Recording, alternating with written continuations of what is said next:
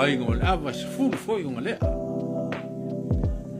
mai kasi ale le o ko sea o le sa pai po le ava e ai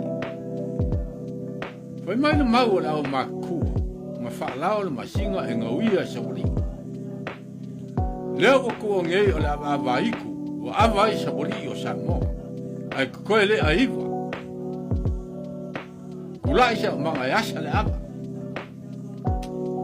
ma le kai mi foi la fa pe mai se sir moka mo lia sa fu kula fai wa sa mo il kalele le tu ko ia la vaki fai ma voso ri ku malo mo sa mo ali liu mai la fa so mo ka ngai o longa ese senga le upo fafo mo upo fale ile nga renga o fol ava kele ngisi o lo kalengo mai fa ki ngongo le mengi o le ava fa kupu o le ala nga fa ki ngonga o a nga upu wa upu a maka a wai foi nga ki fa ki ngonga nga renga e mau o se le kunu kala lasi foi sa moa o sa moa foi ese ku manga ma il fa ngonga le fa kupu songa fa kai inga a fa o sa fa kupu la fa il malai ke fa e kali malo ai sa moa songa so fifia polo ngaso fa ngau fa fe lo ai malo alo ia mai fa le fa lupo le vala uri o sui o le malo a fai o la kofia se o manga pe kofia ko le fomo le o manga la ko kapenga le lofisa upu a maka ngei e mo mua nga maku fakuru waku i le po ia ma le lave o le bosa o le aso wale po ia i le wala ulia po malo whaarolungia. E mai se foi o mamalu malo Samoa. Mo kaka uso i moku sae. E o leo ngō fuia le malai ki e whau. O le malai o malo. O le malai o le whau kungakangi e Samoa. Malai nga whawhai le ai upu o le malo kuko kasi o Samoa. E le awhionga ia ko le whomo le manga. E oli ai o nga whaiwa mangaia. Wale ka pengainga o le fisa. Mai o upu a maka lava o le ngā luenga o le fisa. O le o lo kūri koko. Leo le amumuo ngalo ko le fomo le manga. E sa idi se laulau a wale lo fisa. E kele laulau a ingo Samoa. A le amia le laulau a malikoa. O le fisa po le vasa le loa. E palwa i le lo fisa. Ko le fomo le manga. Ia mia le loloa maliko il mauka e whanga. O eo lo a mia le laulau. Kasi ki usu e whairo ai le o mainga o le laulau. A mauku mai le laulau. O nga whapea leo lo kuru koko o mauku mai le laulau. Ai panga leo se fau ka wai le fisa. Ma le amia le fau. Ma ka wai le fisa o Samoa. O lo i maunga mungo sala. O le fau lea. Ka wai le fisa nga e ai papa ya sala masinga le ulu o i kupo ka fai fau Samoa. I po ia ma mamalu nga umbia nga whanua. O le forma le manga a mia le laulau le fau i maunga mungo o sala. leo mau ku mai fal ai panga leo se vai sua i le rofsa kele vai o le tu ai le amia le vai o lo o il malai fu faku i sa fo la fai o le vai leo se vai punga a le ua mai runga le anga le pa il papa le mai leo le mango le va ke o fu fu yelo ma fla le ma wai le malai o la lo sa mo fu faku o le forma le manga a mia le vai fu faku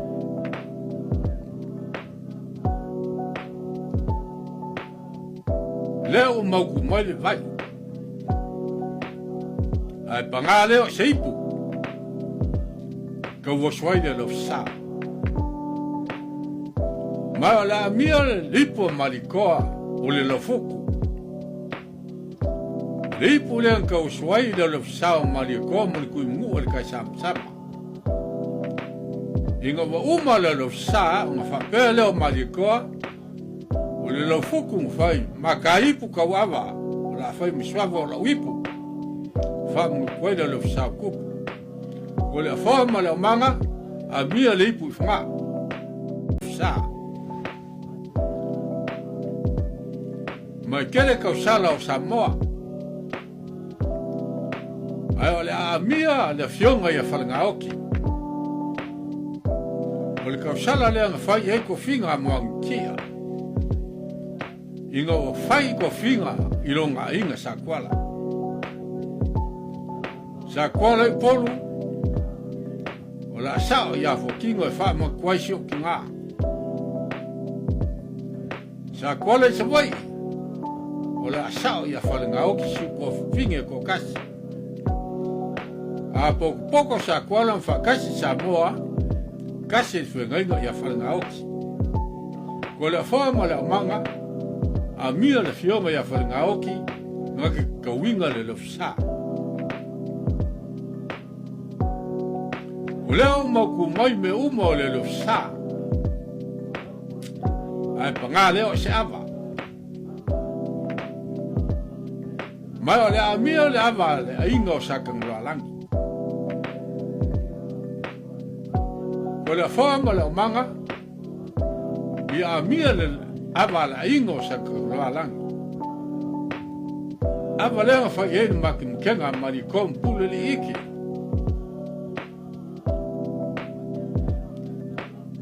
o leo maku mai le ava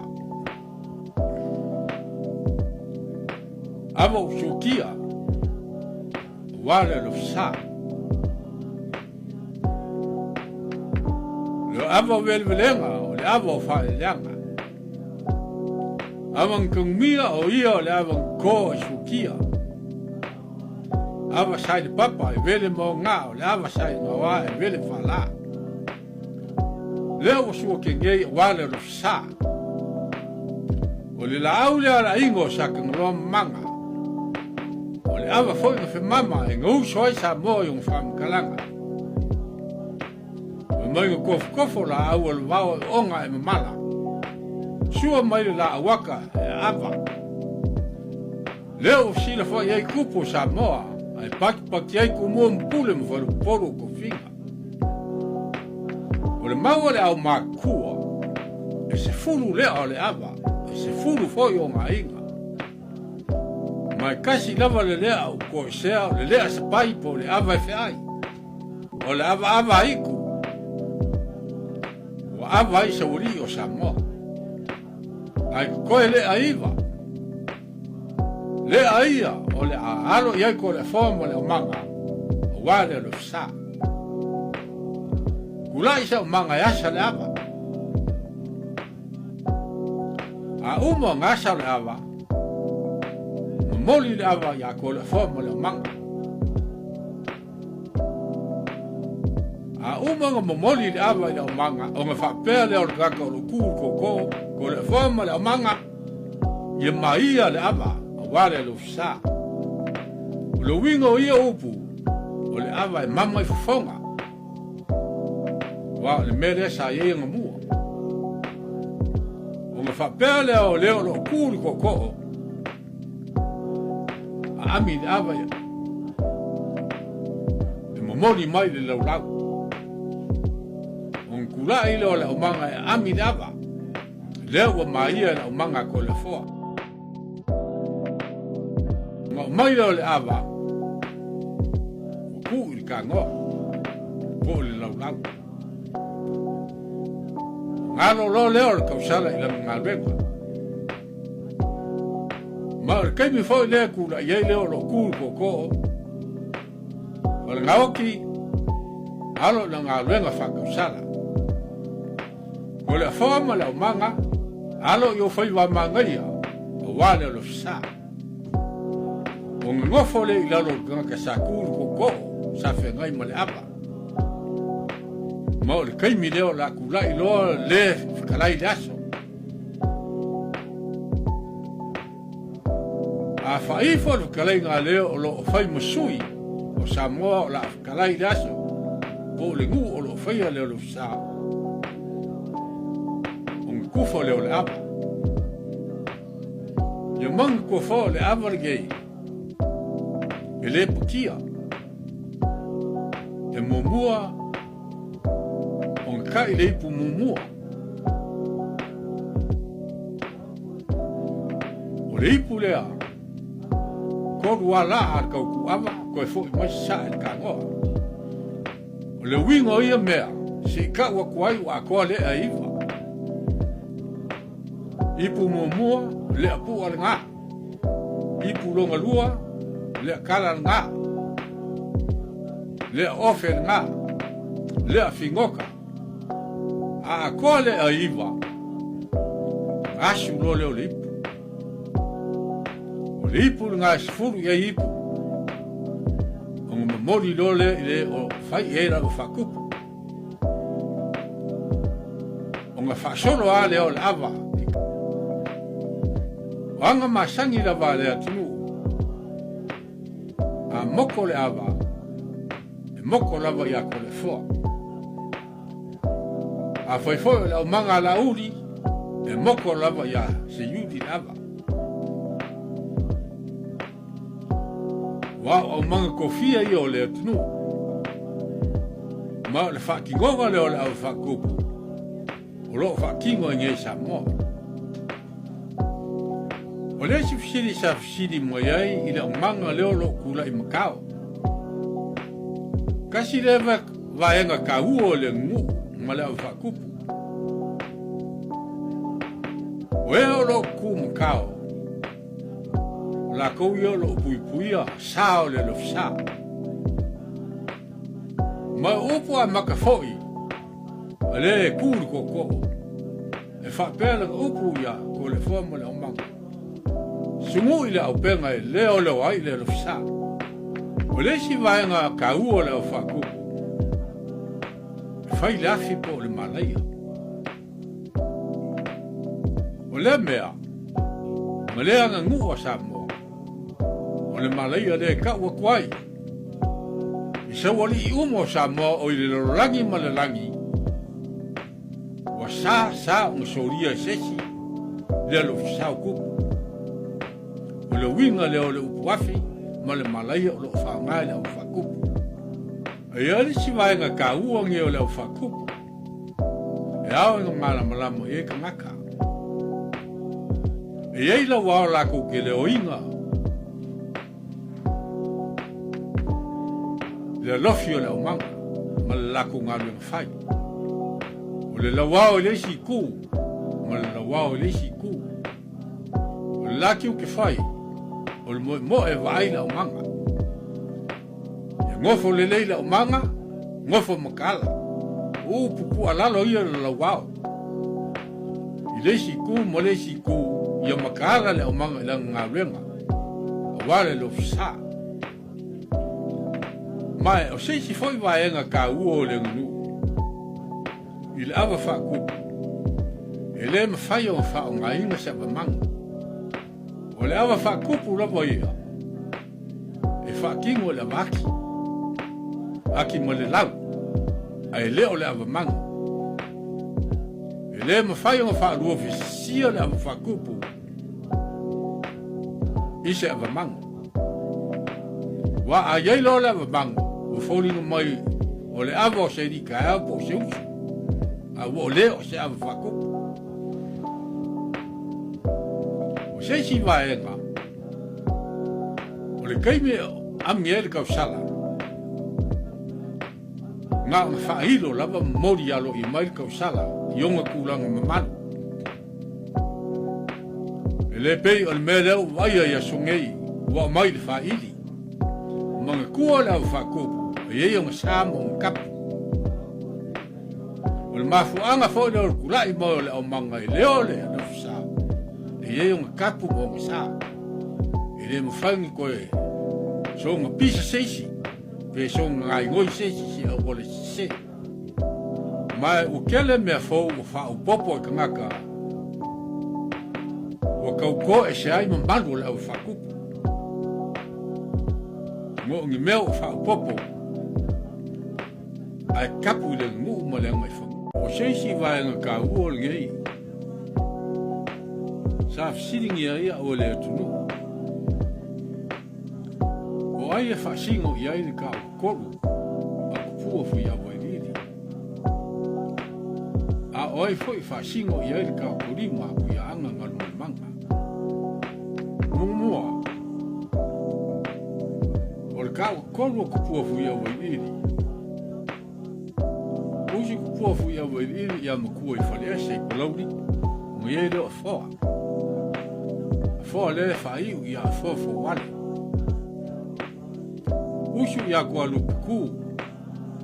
Le alo whaalunga ui sale moa. Ngalumal manga. Usu ia pungi whao i whaalwha. Lua whal manga. O le kao koru lea kupuafu i awa ili. Kao kolima ku ia angalumal manga. Le alo kupuafu i awa ili. Mua la fingo leisi wao i poloudi. Mo ye leo kua lau lei. Usu ia ngā ruenga o papa i asau. Ka isi. Mongo fosa e wha. Usu i sol solo. Ku por sabu. Usu ia lang wala le alo kui mo le i whango. O ia mwhanga. Leo sunga muli muli. Ia keu o lilo le alo ka ngaloa i salo whaka. Iai kuala msala. Mai o la kou ia o lo whaasingo ia le upu. Alo li. Mai o le upu fo lea sa fisiri mai e ngisi. O whea maua mo ye le upu alo li. O le mawenga mua kia, ia kumua mainga ma alo li. A whai o le ale langi ia kia. Lo wakari i lea hui awo i le ili kou ki whawhia ngai. O le kama leanga sasai lau whai e kumua a ka la lafo a kua. Sa sa iri i kama po aisha ma whasingo manga, a whea fwai sa wailo ngapa. Mai kasi lawa kaungu unga o ia me unga. O le suni lawa o salmasingo le kupu ka whai wha. O ngā whapele o alo lii, ma inga muku mua, se o le alo lawa o le li. Inga ma waile upu alo lii. Mai wa sairi foi whasingo manga fui a wai iri. Wa fua mai le ngafa ia fui maunga.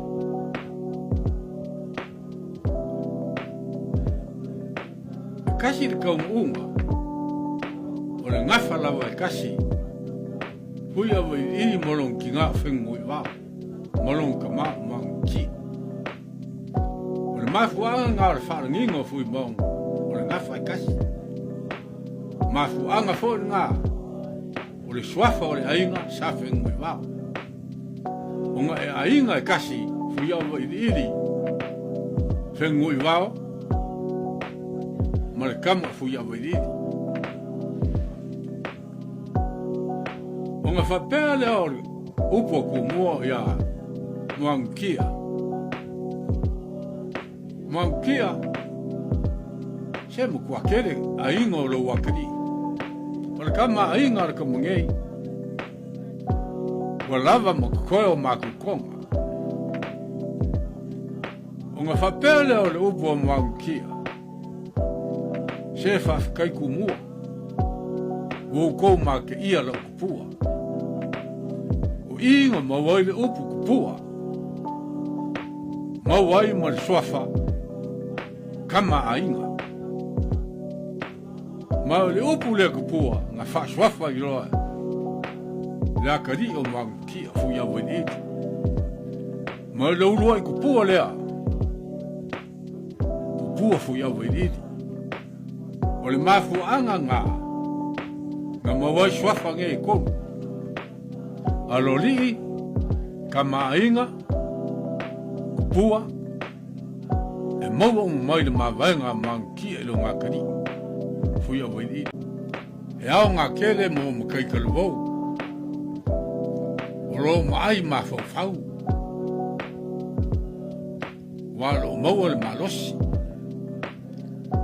E leko e o ngāmo i ka kou o makua. Pasia ka kou le kaimi. Lo ka kou lava kaimi. O ka kou kaukale le nganga kou sao. Mai o fora sanga ngei. Fora sanga mua.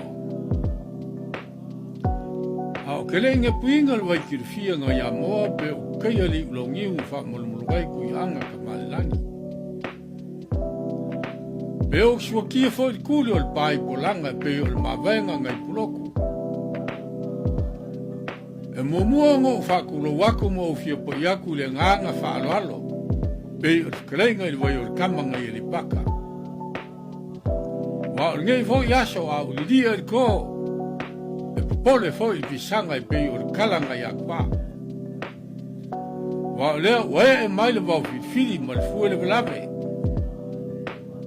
Pai fo kia rukoa i ngō soka iao. Pe o le whakareinga i a po mao ma lola wharing kurukuru i kao. Wa lea wa ko i kangi ma ma le whaalupe o le ngai aso. Yo ngā maa ka ua mo ngā korokoro fai ka winga mo ngā whaku whaao. O leisi for sanga ngei. Lo ukuli li ngei mo ngā ngiua wa papu maka ngofia mo ngā salafai. Wa pua mo ngā mua a o moe afkia mo ngā whikiuka. O le maka makenga whai ngai kumua. O sei ai moe mo ngā salafai. Mai a kongu whape ngā whoringo ngei kai au maulunga molonga maka ngufi. Wa o si kau ngai e sālo kaku waso.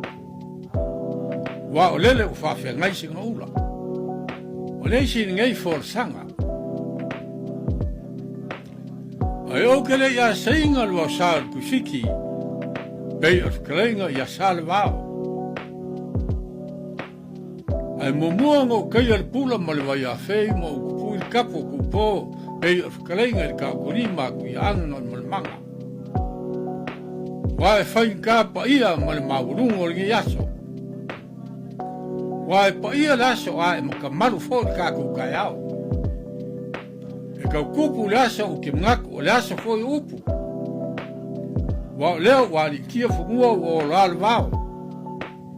Mawalunga mawalanga wal whaka whaol moka. O pei o le whalenga ia moa e lau i ula e pōri koa. O leisi ni ngei forsanga.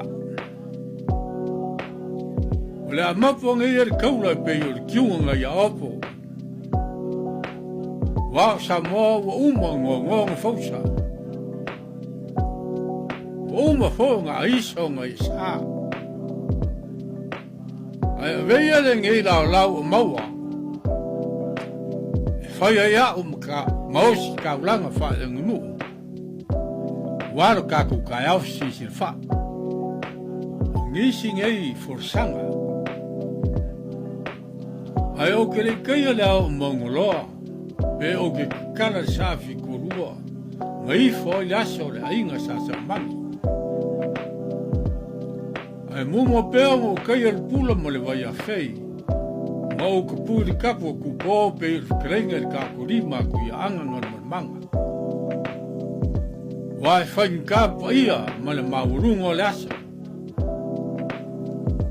Wa leo wa kokingo le masinga. Wa mamalu foi mo ka kia le kingo wa kusiringa wa koa. Pei ang mai mo ia paulo ka malonga moi salafai. Veia lo leo. Fai mo kaku wosi ka blanga. Ma ngisi nga for sanga. Wa vakwai le fasoa. O le polkalame. O le fanfango o le kua mo po. E au ngā mō kupulanga whaia e o le pungu. Wala wanga nguu ma le kako wanga i whangua. O le kako kofi mo le kua. E siri on ka ua ma kako whapele iai. Wa le kako whasingo manga lea. Lo kau sa fiai sa mo le rorangi ako. O upu whalalo ngei e masangi ei le tunu. Ava i sauanga si ka mari po si kulenga si kula fale. A whai for sauanga si ka mari, on kula i leo si kula fale kani ai. Upu whalalo nge mo le whae avi ai. Whakai i kulenga whalalo. Whakai i kunga whalele. Whakai mo le lenga whakamali. Whakai ko whakakala mo le ko whasa ili malo. Wa le ngu mo le ainga. Po le tunu. Opo whalalo i kari a kuai pa whai e whakalai siku la whale. Whakai ri wanganga mamalu mo le whakalai nga whakaru. Whakai lo whunga mou mo lo whunga le whalafu. Whakai lo whaukanga ave mamau. Mo le whaukanga sa ili malo. Wale kau singo ngu. O isi upu ngei e masengia i le tunu. E maisa lau whai upu le tunu. E whae ai saunga o si kulenga si ka mani. Pe a whai o se kangoa ua longo le lei. I le whalongo ka ngaka.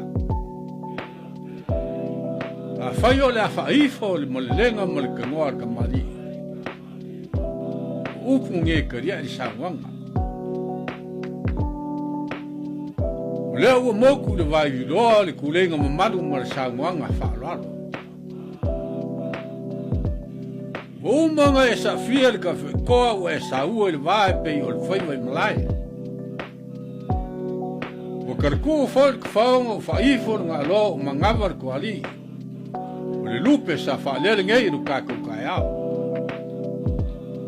A o kale leo malia ka mai kai sa le valasi. O lau lau i whale swafo ka malo sa whaka. O longo i whai longo ai pei o le whaiwai vao. Longo i kua pe upu i a whaleaka. Wa o longo i kingo makangi le lei. Wai malu o ve whale le whafongaku i sauanga mo le kurengi. Ma kou ke le vivi aku pe se waku. I de kangoa whaalele ma le sauanga whaaloalo. Whaafikairi ko whaakakala. Whaafikairi ko whaasa ili malo. Wale nguu ma le atunu. Ma o ngei upu. Upu e masaria i le atunu. E whaaki ngoa i whaaralai. E le ngaka i saunganga ska mali. A se vanganga mamalu i se wholopolu po se kula whale. Po se kula ko le atunu. Ia o ngā mō kupulanga whaia o Samoa. Pea upu e masenya i le tunu. E sua le awa ai kukolo ngaka.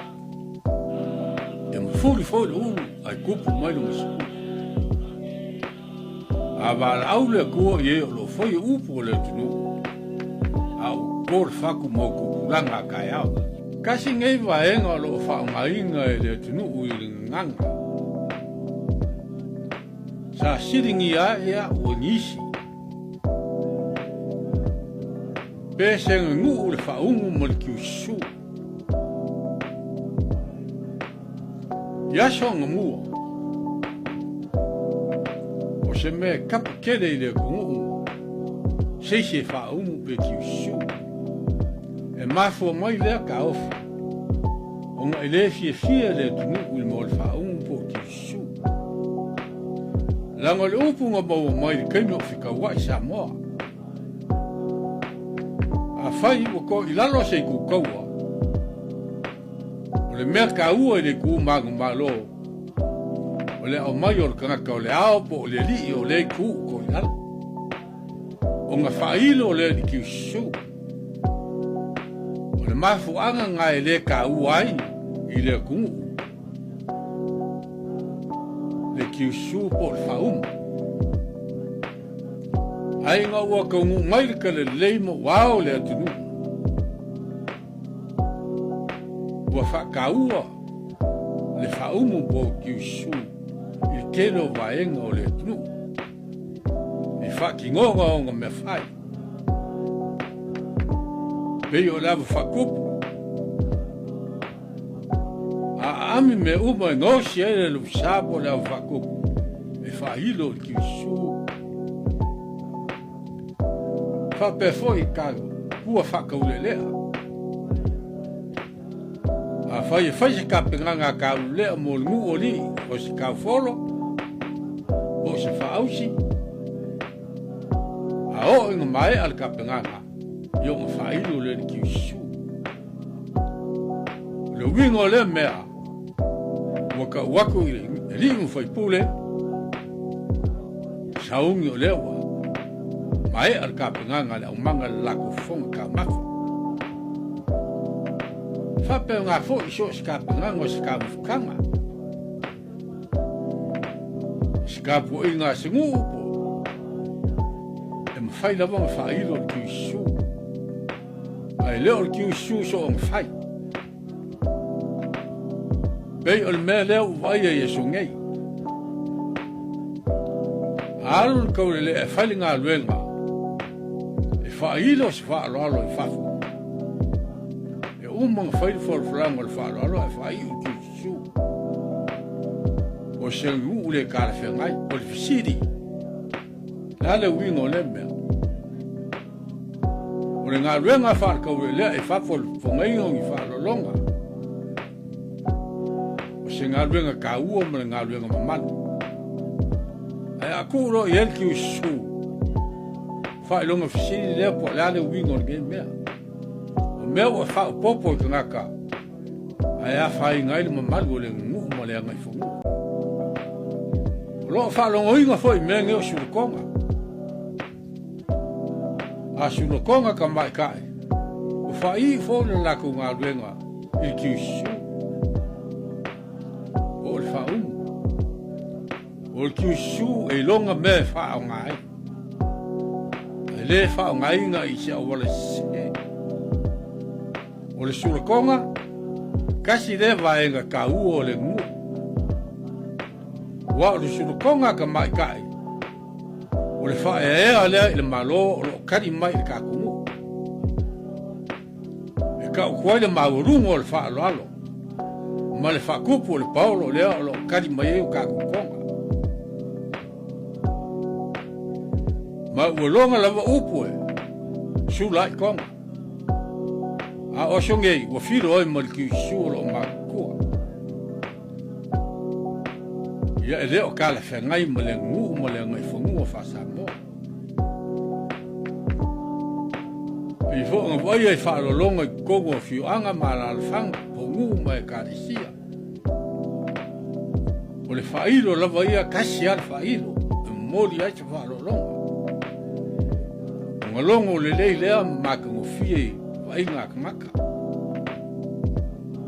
A fai o leo ala fa umu kongo.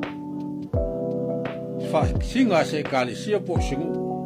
Yo se mea o over le mungia. I le falongo. O le mafu anga ngā. E kapu ai. Le fa umu nisi o vai kedo le ngu. O le si vaenga dea. O ke fie fa soa. O le fa o ngā inga o le ngifu oki mo le kuinga. Po le lawao. Le fa o ngā inga kausala po mangaia. O le kaimi lawa e fa o ngā iringa fo oki. Kaimi o la mo e kausala. E vidi lang fo oki. O isi foi kausala e aka maikele siva lawa ringa fo oki. E ai lao ringa fo oki. Yo anga masangi lea, kausala o masangi. Nisi o kausala. A whaia moe. Yo ang kule i lalo langi foki a sauso ngoa. Whape ngā lava se yo i le mea lo. A ngā i ai le wha moe ma le wha lalo lo mo iai. Whape ngā fau se mangaia. A iei ngisi mea o vaia ia songei. A siva le kaupou, po le kausala. O ngā koki leo ringi fooki, a sapa moe se chikamaka. Ia o ngā sausa ngoa leo o le kausala. O lea mea, e lese ngu lea sama. O le pingi wha mau o lea mea, ia manga kua fo le ngu o sama. A e ui ka whakawha o sisi ka ngaka ki whaia le upu kurou. A fua la il mea o whai. O mawa e se. O kongi ni nga whaoki i lungo ka ngaka. A le ngu la wa sa moa. O whea ke sabori ai. E ke whaia le upu whala o kurou. E wha kurou i ka ngaka uma. Le mea ke sabori ai. Le winga le wha o ngā ingo e le kausala ia po le mangaia ia ma o ia lau fo ia ngu ma maru o le atunu ma o ia ngu fo i le song whaia si vanga ngi me ma maru mangi sanga i le kaua le atunu ia ngakaku wa ia leo wha o ngā pe o le lawao ia ma le whaingo ni whaoki. E kausala, ia po polesi waenga reo le ngu o ki whia karengoa kuai. Ia peira wanga o karengoa aku le atinu. O le ngei rawa por karame le o yeisi a koa. Ngā o se whasoa e whaakupu mangaku. Po si kaulongolongo le makua moe po. Oro siringia pea ka ngaka. E fisu ia i le wainga i le ngu ngei whaamkai. O le kele o ngisi mkai. Ao i ka whakalai o ngā ui leo langa whasolo. O le mafuanga leo lo ofisiri mai ai le kele o ngisi. O le ale wingo le mea. O la e o le kula whale. Po le kula koa. O langa keu lea. O langa ula fala. O langa fue. Malonga koko. O langa ke unga ia e whakingoa e longa kofinga whakula koa. O ia o le kula fale kausia le ngu ma inga. E wha o ngai keimi o la whikalei ai. E le ma whai on ku e sea langa ula fala. Langa o langa keu lea whaakura koa. E kausi ai ma whaakingoa i langa ngā ruenga whaakoi launga. A o le mea leo lo waia, o le whaai karia la wor kangaka. A o le ula lua ia. O mai o le leile kungu, o ilonga le ula al kamali. O ilonga le ula al kula fale. O longa le ura ka sala a uia lava mea ya wa sui hi filo ya songe langa bukan kasi be umma ia e mai o le puko kangaka male ka penganga o faki goa ile ngu male kiu ngo kangaka ki yaso o se si fisiri o lo fisiri e pea ngisi o le tunu o Samoa o le kungu o soifua maola i kufinga o Samoa o le kungu o soifua maola i kufinga o le winga o le ngei upu Samoa soifua maola i o mawhawai wa e le ni whainga whasolo a koa e pei uihi a kungu o le rolangi o le pinge e whamaungi ai e a fua mai kongo le ainga le whawai po le kufinga a whai o le makai o le ainga malonga whalikua o ia le ave i e le whae ea ka umo le ainga e whai i e le kaukua e ave i e le whaalala e fisiri i e ka umo e kou whai o le ainga o le kupao ka mai kai e ave i e le whae ea le ainga ma le whaalalo o la kou le whengainga ka le lea o le ainga o i longa le lako mga whaioi ngā lua inga o le ele ma le whaungainga o le sami o wale ainga ka mai kai o le ainga o manginga fōle la kou ngā luenga ma le lako kiu whai o le kausinga o maoka o le ainga i le lei ma mea whale e whakinga wai i a maka ngofie le ainga a whai whai o le ngu iai le whawau le ngu po longa kufinga e soifu ai ka uma ngu e leingi whainga whasolo a koa o le ngu o le pule le ali u whai pule lako ki whakongkongu i ku uma o le ngu ka ule lea a ulunga ka maikai Falkua makausi e whaasingwala le pule ali mwhai pule e whaalongo i eka ngakau whapea fo i le ku malo so se ku malo Samoa a poko le ku malo i ai o ngā whapae o ka oko ai ku whinga o le ku malo e le whapea e fia lau ngawa e lau sisi ka ka uma le whawau li ku malo e ele ngu e mo mua la uma e ele ngu e piko i ai e ele ngu e wha piko aku i ai wha pengale wha solongo i ku malo uma e ele o ma whawai mo un kufingo o kou kwai wha penga fōi i la tunu a poko Samoa whai le whakau ku mumpule ai foi ese upo war ko singo Samoa a inga fio le tunu o fa vai o ko fingo Samoa o lo so fu mo lai ele ai ni foi no fa solo a ko pe o isi o tunu o le mele ka ko ke va ko sifu mo sai ka wa yo ia malo